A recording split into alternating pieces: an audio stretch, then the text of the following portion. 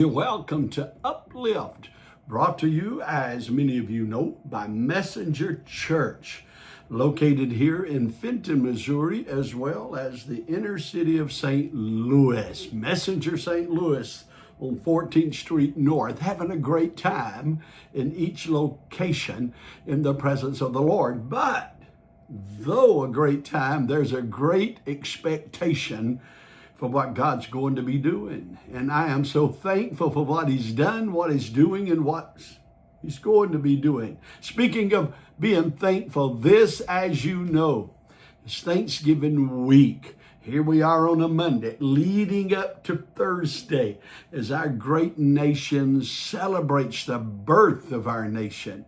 I thank God for America. I've had the privilege to travel and minister in other nations of the world. And I'll be honest with you, there's no place like home. It really doesn't matter where I fly in, fly out.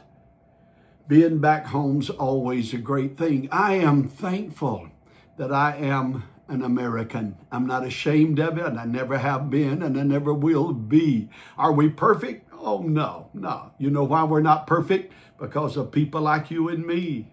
You see, none of us have reached that level yet that we have the potential of reaching, but we are in the process of becoming. So I thank God. I thank God for His goodness.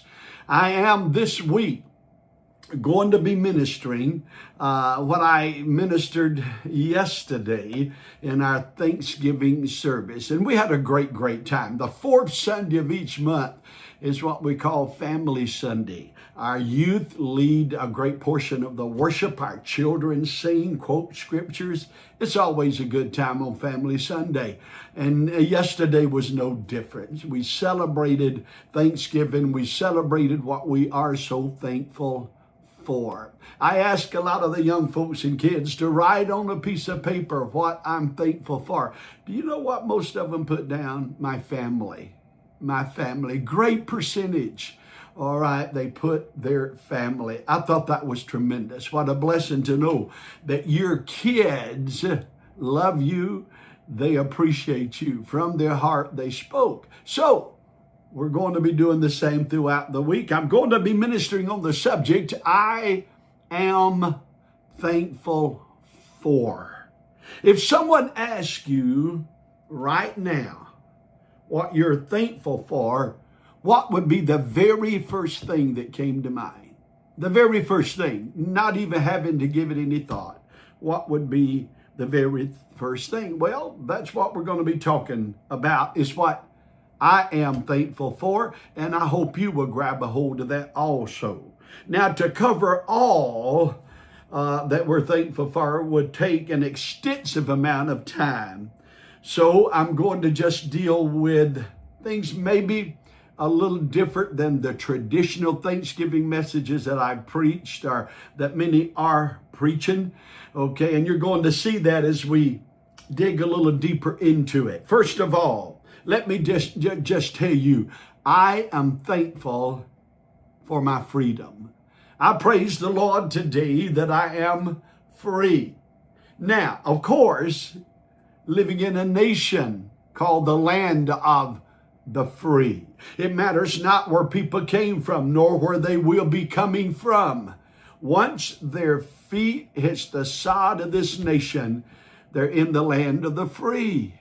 It's a growing process. It's a process to where we learn, but nonetheless, we have a right to walk free. But let me go a little bit deeper, and it really is deeper. For I want you to understand the depth of freedom that I'm talking about, not only as an American, but as a human being, as someone that knows beyond a doubt that he is a born-again child of God. Before we look into our rights as freedom, or we look in to what we're thankful for, I think we need to maybe go back and look at what we were. You see, sometimes we allow our past to fall so far back in the recesses of our memory until we forget where God brought us from. We forget what life used to be like prior to the freedom that has been given to us. And I believe with all of my heart that there needs to be times that we step back and we evaluate, okay, exactly what the journey has entailed and where we've came from. So let me just share this with you, and you're going to kind of get an idea of the type of freedom I'm talking about by this verse, because I want you to look at what we were, what we used to be. The Apostle Paul over in Romans, which, by the way, Romans is a tremendous book. It's a book almost, I think you can say it's a synopsis of the Bible itself, all right? So Romans 3:23 said, "For all have sinned, and all fall short of the glory, the majesty, the presence of God."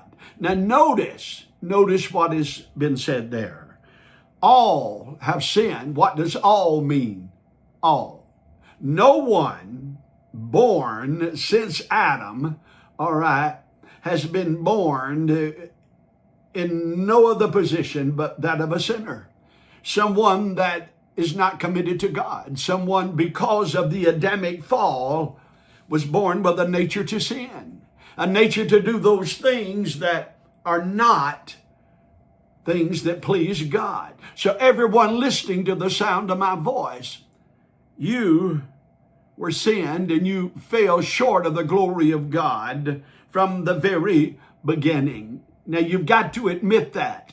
You say, but Pastor, I've been a good person all my life, and I commend you for that, but it does not erase the fact that you were a sinner. You were not a son of God in the sense of being reborn. So it's all of us. This is not a Baptist thing, a Methodist thing, a Catholic thing, a Pentecostal, Charis, whatever. It's none of that. It's just a fact of birth. We had no relationship with God because of sin. And so that's my past, and I understand that. I wasn't worthy to become a child of God. I wasn't worthy for God to bless me. I wasn't worthy for God to pick me up out of nothing and make something out of me in the spiritual arena. I wasn't. So what I want you to understand is that we were sinners, but I'm thankful that God made a way out. God made a way for me to strip off what was and become what I now am and have been, well, to some of you for many, many years, all right? And it's because of what God did. And it's a simple verse, and a verse that has been quoted so many times, but yet I don't think that there are times that we latch into it at the level that we should. But nonetheless, for God so loved the world, all right?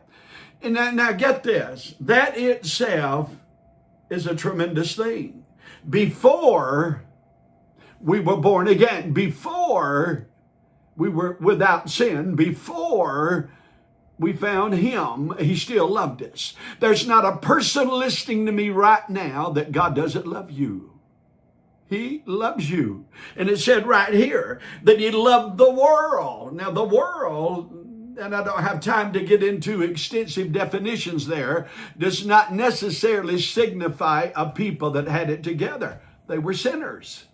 Because all men have sinned and come short of the glory of God. But he loved us so much that he gave. You see, true love makes a giver out of you. When you love someone, you want to give to them. You want to bless them. You want to be there for them. God loved the world so much that he gave his only one, begotten Son. And then he said that if you believe on him, you'll not perish, but have everlasting life. Right there is God giving us a way of escape. Right there is God giving us the ability to be free from that nature of sin that was started in the garden. Now that's love, folks. When anyone would give their only child, their only begotten child for someone that wasn't worthy of it, that's love. He loved all of the world. It has nothing to do with race. It has nothing to do with color. It has nothing to do with positions in society. He loved everyone. It doesn't matter what you were. He loved you. It doesn't matter what you were bogged down in. He loved you enough that he made a way of escape. So I am thankful that though I was lost, I'm now found because of the gift that God has given. I'm thankful for it. Gotta go. Come back with me Wednesday. I'm going to dig deeper in the well. And then on Friday, though it's after Thanksgiving, we should never, ever forget how good God is. God love you. I'll be right back here on Wednesday. Remember, this is a week to be thankful, but then every week